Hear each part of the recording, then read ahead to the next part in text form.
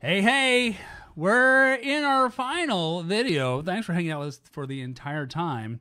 And I think at this point in time, I think it's really important to point out that as we've gone on, my head just keeps getting shinier and shinier throughout the video. Oh my God, so true. Nice. Snazzy. It's because we've been recording videos all afternoon and the light outside is becoming less. So now it's becoming more and more of this brightness. It's like, no, what's going on? Your alien is showing. Yeah, right. So, it's my magnetic personality just radiating from the top of my head. Let's go with that. Definitely not an alien. Definitely not an alien. Or is he? Dun, dun, dun. Anyway, so our last video was not that. Yeah, how to do not that. So let's do that. Let's talk about how we can change culture. We've got a couple tips for you as you're trying to bring collective intelligence and a language of value into your culture. Yes. So instead, I think one of the very first things that we need to do is we need to address stuff in real time right as it's happening. Right. The thing that changes culture is not adopting a new slogan. When you say, we value people. Great. And then you go on doing whatever you did before. Yeah. Which, is great if you were valuing people. But if you weren't, you're going to need more than a slogan that you pin to the wall somewhere. Well, we have a certificate of completion. Right. Awesome. Yippee-ki-yay. You sat in a room. That's so great for you.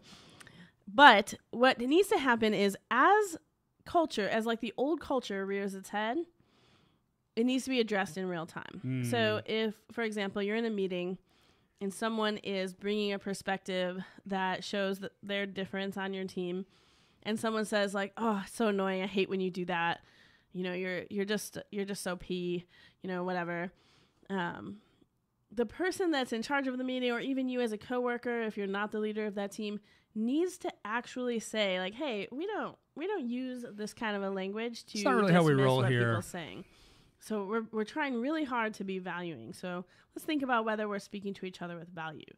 And if you call it out as it happens, then it'll smart for a minute, but then the culture will slowly shift because you are saying what is required and what people have permission for and don't have permission for in your team. All right. Sometimes you got to correct the course. Right. It's not fun.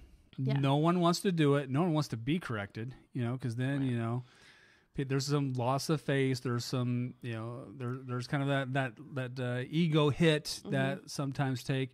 But I think also leaders don't really want to correct things because they don't want the conflict. Right. But when you leave it alone, there's still conflict, but it's under the surface, so it's not being resolved. Yeah, that's even worse because then it just slowly festers, and then things come out of left field. You don't even know where they came from, but the conflict has always been there. It's been sitting there, festering and growing, and getting growing tentacles and beaky mouths at things. It's no one needs that. Or the culture has just fallen lockstep into whatever it was before, because when you bring about a new cultural element, and then people do what they always did, and no one says anything, then people know that was for show. Right. That was not for real. That was just another HR workshop. Meh. Now, as a leader, if you are watching this and you are a manager or a leader, or even a coworker, and you're leading just through your influence, this does not just apply to other people. This also applies to you. Oh. So when you find yourself doing the thing that you don't do anymore in your culture, you still need to call it out. And so that may look like, you know what, I realize as I'm saying this that it's kind of dismissive of what you're saying.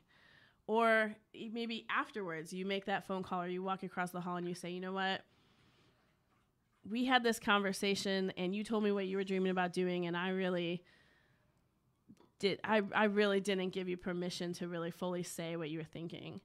And we say that we're trying to do this culture where everybody has a voice and everybody can be fully engaged and bring their full intelligence and perspective.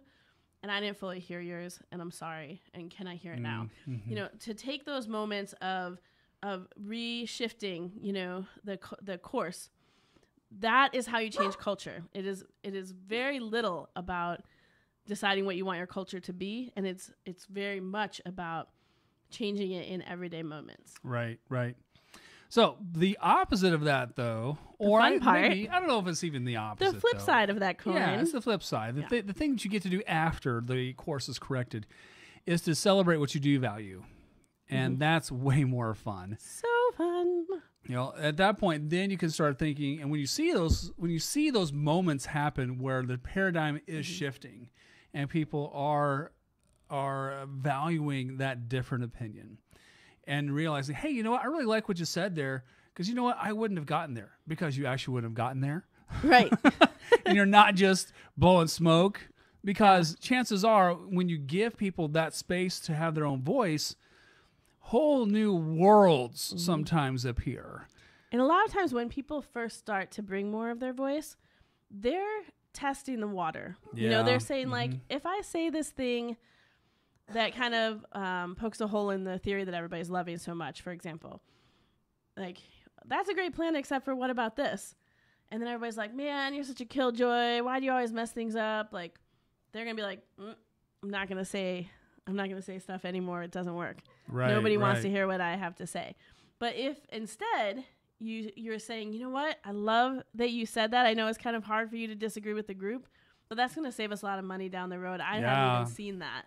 When you take a moment and celebrate that thing, then people are like, okay, this water is safe. I can trade. Right. I can tread in a little bit further.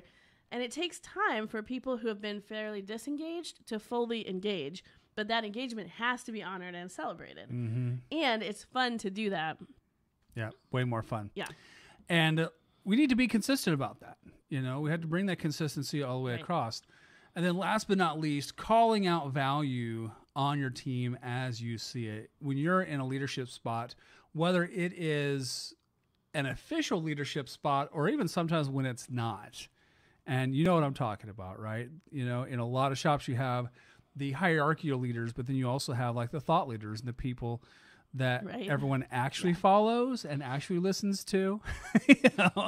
And so there's the ones that the hierarchical leaders don't really love. Yeah, but you really need, you need to find ways to be allies in that space. And so calling out the value on that team, when you see that happening, really kind of completes that cultural paradigm shift. Right.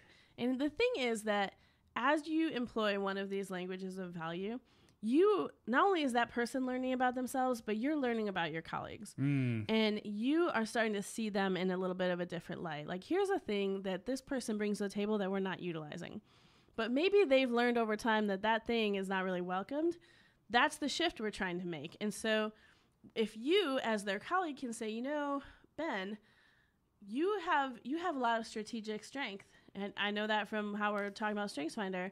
So what do you see? Do you see any holes in this plan?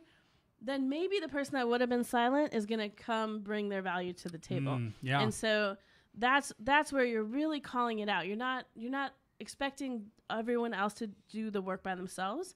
You're saying, I know that I have limited perspective. I need your perspective. Like, you have something to offer in this conversation. What do you see that I don't see? Yep. Right on.